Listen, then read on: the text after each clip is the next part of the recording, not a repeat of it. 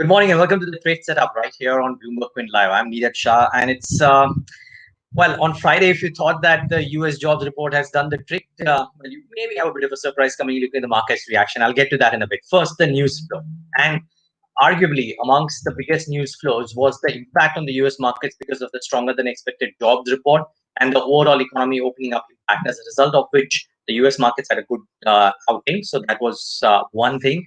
We'll get to Reliance as well. From an Indian perspective, Reliance is important. But first, the positive triggers. As I said, better than anticipated jobs report in the US. Large parts of the economy resume operations in India today. I think a lot of people are looking forward to that. And could that keep the sentiments going? That's the other key thing. Remember, the coronavirus cases are multiplying, and we have had the largest single day spike yesterday as well. And maybe more would come in. But I think the market is looking at the economy opening up and that impact. The one slightly positive thing to my mind really is that how India and Chinese armies have agreed to resolve the Ladakh standoff through talks and not necessarily through action, and which to my mind is a relief from a market and an economic perspective. At the time of COVID, the last thing you need is some bit of confrontation on the geopolitical front with any nation. And similarly for China as well, it's very important for them not to have such a skirmish with India from their perspective too. So I think it's a good thing. However, the US markets, as I said, because of all of these impacts, one, what happened to the US markets overnight and what could happen in the near term, that's one thing. So the US markets had a fairly decent outing, very, very strong performance in Friday's session. And frankly, if you look at the global parameters, there's this wonderful chart on Bloomberg.com, which speaks about how the economies are staggering from the lows, and the output gap seems to suggest that maybe the worst is behind. I think most people are probably trying to look towards that. The various images floating about how consumers are flocking to stores, to cafes, etc.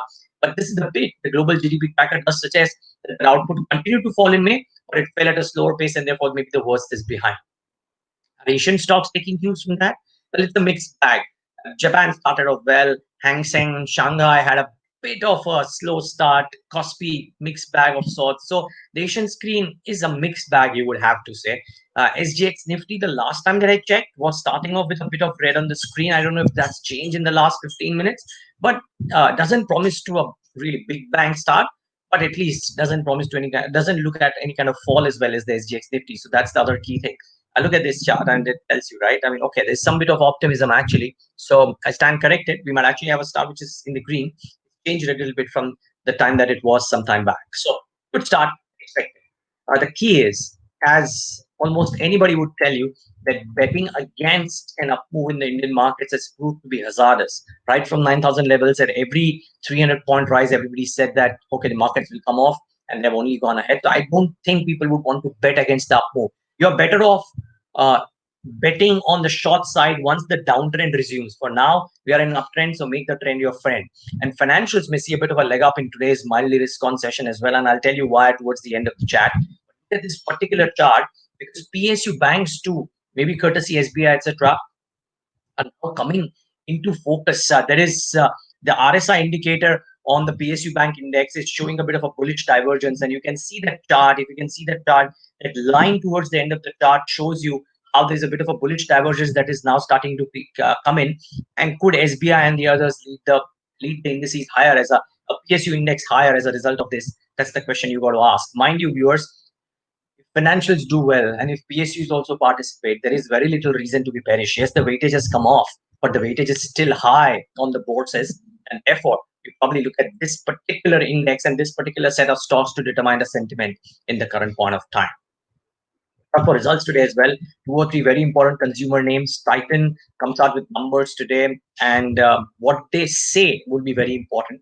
I think, to my mind, I've never said this before, but to my mind, from a broader market perspective, what Inox and PVR say would be really, really crucial, because these stocks have been under the hammering and they have recovered very, very swiftly with the economy opening up, impact happening. Could PVR and Inox and the commentary that they give out be more important than what they deliver for the quarter gone by? That's the key thing.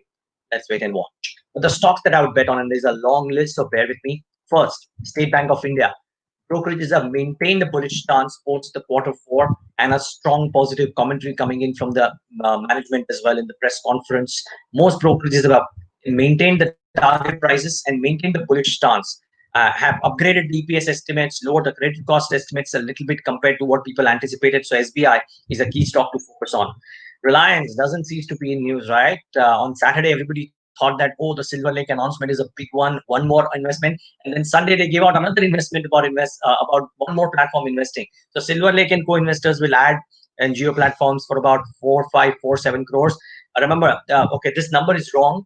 ADIA will invest about 5,683 crores in geo platforms as well, and as a result of which the quantum of money that geo is getting is much higher, about 97,000 odd crores. So Silver Lake plus ADIA, both of them investing over the weekend, and therefore it's very, very important. I mean, this cumulative thing, I think they've raised about 97,885 crore rupees. That's a staggering sum of money, really. So do watch out for Reliance Industries, would be an interesting one.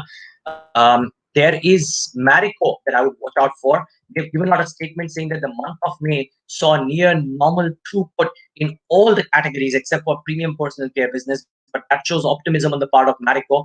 Let's wait and watch if indeed Marico has some positive reaction today. Axis Capital came out with a note on Exide, which is a bit disconcerting, simply because of the observations that they've made.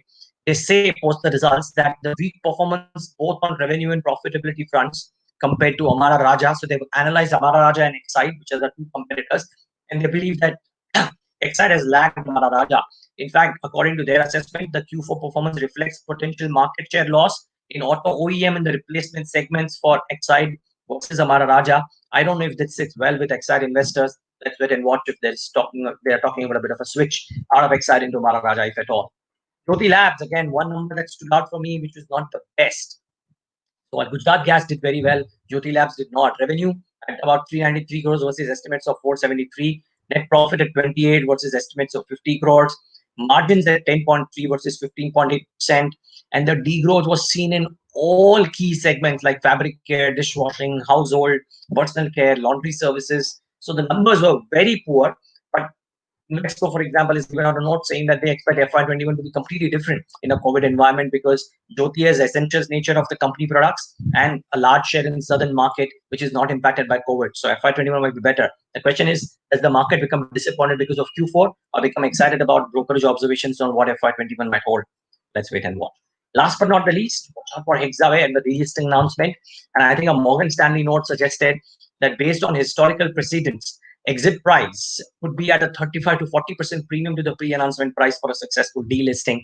And therefore, maybe, just maybe, this stock will be a very big mover on open in the session today. So do watch out for this one as well. Viewers, I just like to end by telling you about banks. I started off my trade setup saying that financials are in focus. Mind you, while PSU banks are in focus, IndusInd Bank promoters are looking to buy from the open market. HDFC Bank added 2.5 lakh customers in an online customer acquisition drive. SBI, good results, good commentary, very good valuations, reversion to mean might aid. So financials are in a sweet spot today. Be mindful if you're trading short on financials, today might not be your day. Thanks so much for tuning in today.